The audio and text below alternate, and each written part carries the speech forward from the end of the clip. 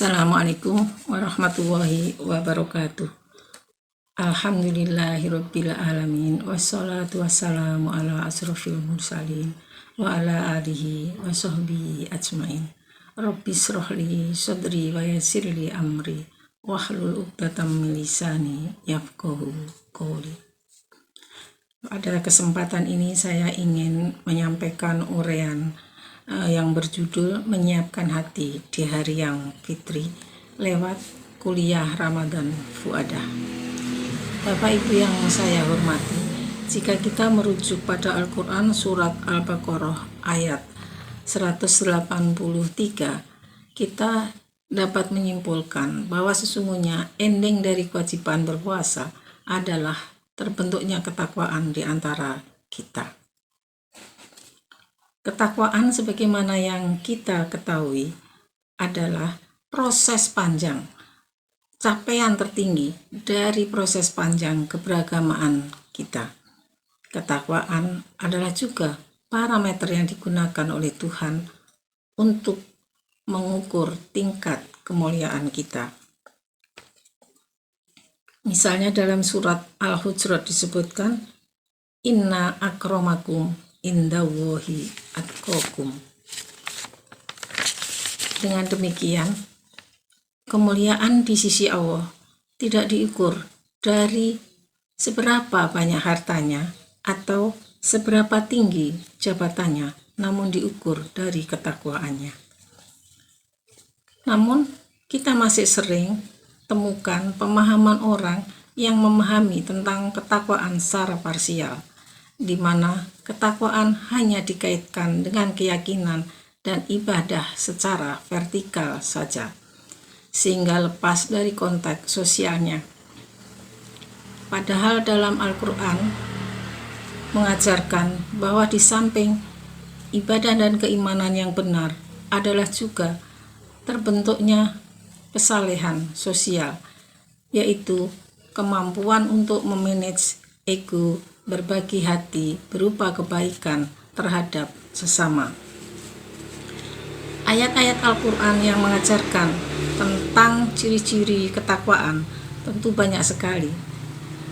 Misalnya dalam surat Al-Baqarah ayat 1-4, juga ayat 177 dan surat Ali Imran ayat 133.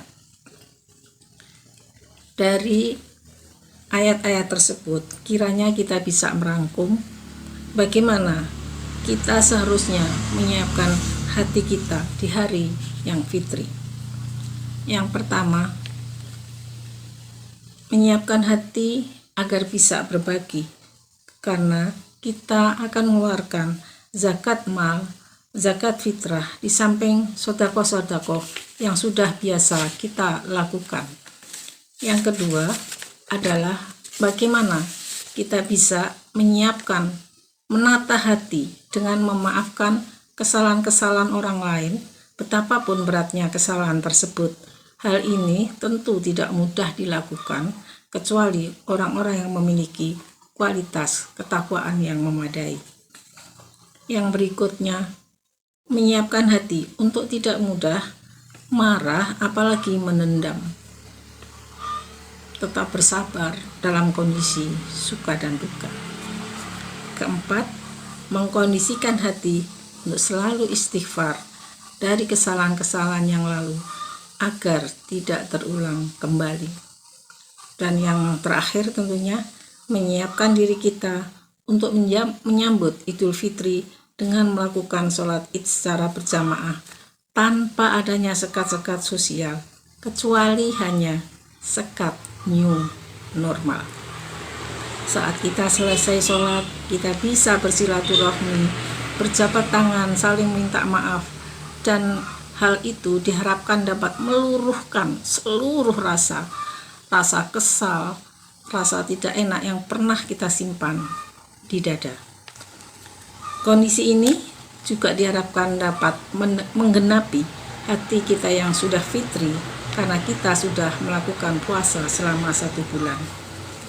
Bapak Ibu yang saya hormati, jika kita merenungkan kembali tentang ciri-ciri ketakwaan yang ada dalam Al-Quran. Betapa ajaran ini sangat tinggi, karena ketakwaan tidak hanya diukur pada dimensi secara vertikal yang hanya berkaitan dengan ibadah dan keyakinan, namun juga mencakup hal-hal yang bersifat psikologis personal, yaitu kemampuan menahan diri, menata ego untuk berbagi dengan sesama.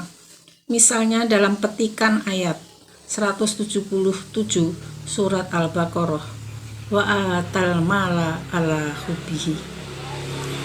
Ciri orang takwa itu adalah mampu membagikan barang atau benda yang kita sukai pada orang lain. Betapa ini sangat sulit, karena kita biasanya jika memiliki barang yang kita sukai, tentu kita akan susah juga membagikan pada orang lain. Tapi inilah sebuah kriteria yang tinggi untuk kualitas yang tinggi pula, yaitu ketakwaan. Demikian yang bisa saya sampaikan. Ada satu pantun, menikmati roti di senja hari, tapi jangan dimakan di jalan. Berbagi hati di hari fitri. Mohon maaf atas segala kesalahan. Kurang lebihnya mohon maaf. Assalamualaikum warahmatullahi wabarakatuh.